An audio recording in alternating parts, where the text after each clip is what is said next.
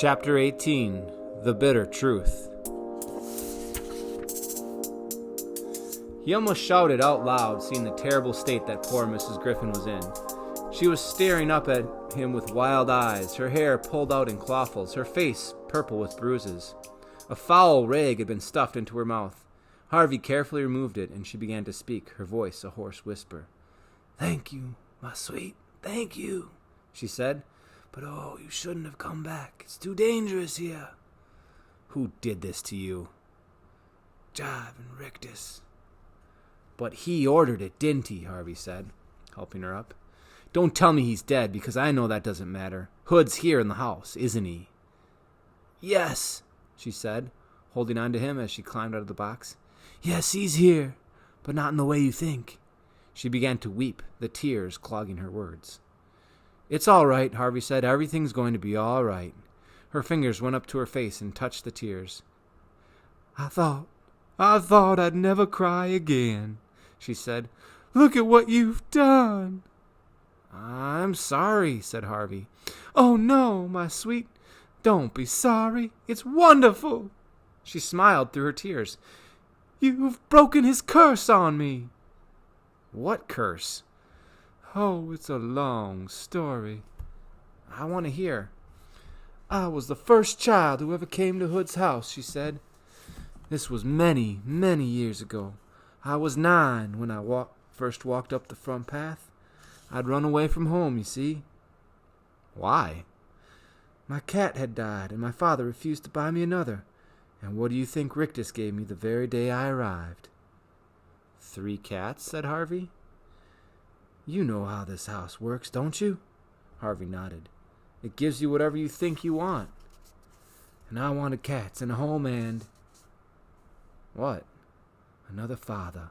She shivered with fear, remembering the horror. "I met Hood that night. At least, I heard his voice."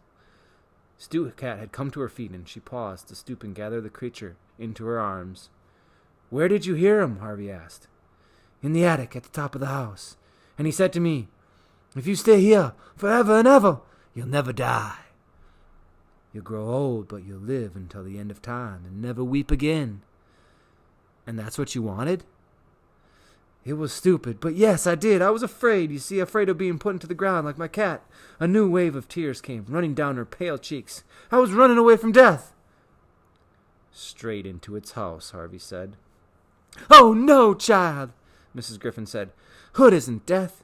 She wiped away her tears so as to see Harvey more clearly. "Death is a natural thing. Hood isn't. I would welcome death now, like a friend I've driven away from my door. I've seen too much, my sweet. Too many seasons. Too many children." "Why didn't you try and stop him?" "I have no power against him.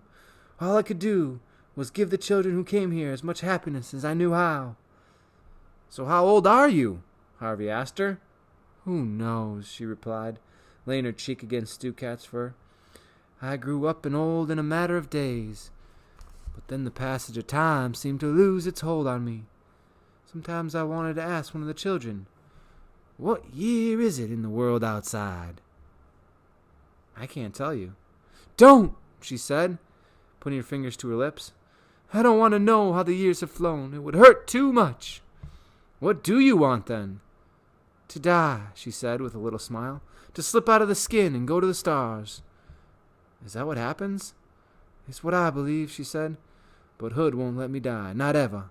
That'll be his revenge on me, for helping you to escape. He already had Blue Cat murdered for showing you the way out." "Hood's going to let you go," Harvey said. "I promise. I'm going to make him." She shook her head. "You're so brave, my sweet," she said. "But he won't let any of us go. There's such a terrible emptiness inside him. He wants to fill it with souls, but it's a pit. A bottomless pit." "And you're both heading for it," said an oily voice. The speaker was Mar. She was oozing down the stairs. "We've been looking for you up and down," she said to Harvey. "You better come with me, my child." She extended her arms in Harvey's direction. He remembered all too well her transforming touch. "Come, come," she said. I might still get you out of trouble if you let me make something humble of you. He likes humble things, does Mr. Hood. Fleas, worms, scabby dogs. Come to me, child, quickly!"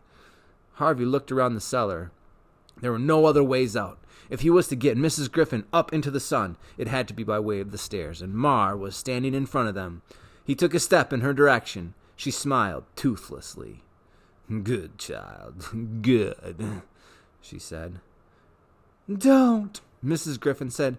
"She'll hurt you." "Hush, woman," Mar said. "We're going to have to nail that lid down next time." Her greasy green eyes swiveled back in Harvey's direction.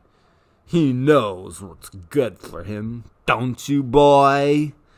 Harvey didn't reply. He simply kept walking toward Mar, whose fingers seemed to be growing like a snail's horns, reaching out to fix upon his face. "You've been such an obedient boy," Mar went on.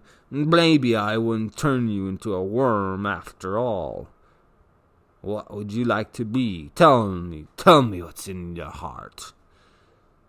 "Never mind my heart," Harvey said, reaching out toward Mar. "What about yours?" A puzzled look came over Mar's face. "Mine?" she said. "Yes," said Harvey. "What do you dream of being?" "I never dream," she said defiantly. "You should try it," Harvey told her. "If you can change me into a worm or a bat, what could you do for yourself?" The defiance on her face became bafflement, and the bafflement turned to panic. Her outstretched fingers began to retreat into themselves. Harvey reached for them like lightning, however, interweaving his fingers with hers. "What do you want to be?" he said to her. "Think!" She started to struggle, and he felt her magic surging through her fingers into his, attempting to work some change on him.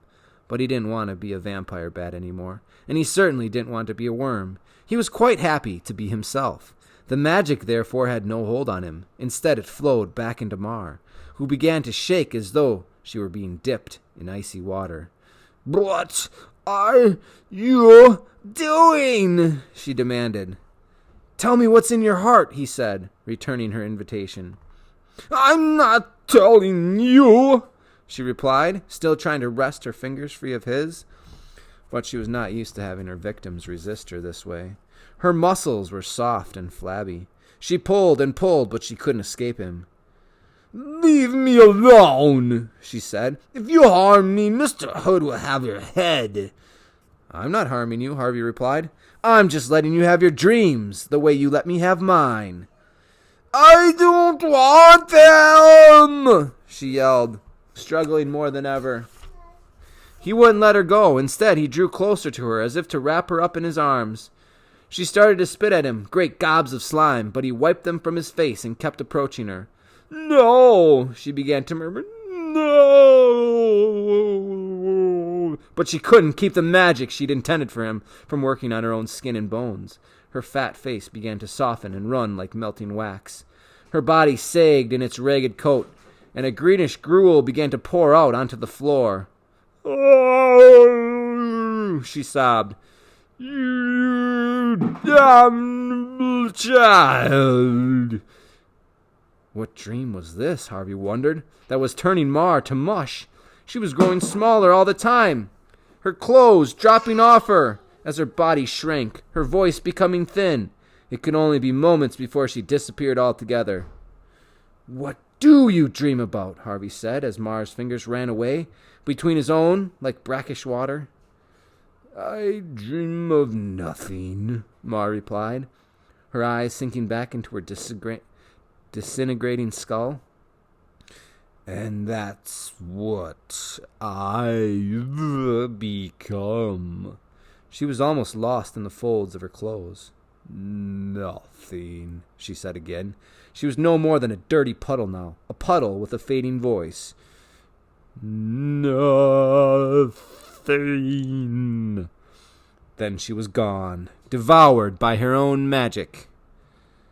"You did it," Mrs. Griffin said. "Child, you did it." "1 down, 3 to go," Harvey said. 3? Rictus, Jive, and Hood himself. You're forgetting Carna. Is he still alive? Mrs. Griffin nodded. I'm afraid I've heard its shrieks every night. It wants revenge.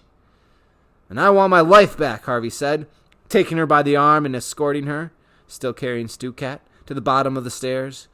I'm going to get it, Mrs. Griffin. Whatever it takes, I'm going to get it. Mrs. Griffin glanced back at the heap of clothes that marked the place where Mar had vanished into thin air. Maybe you can, she said, with astonishment in her voice. Of all the children who've come here, maybe you're the one who can beat Hood at his own game.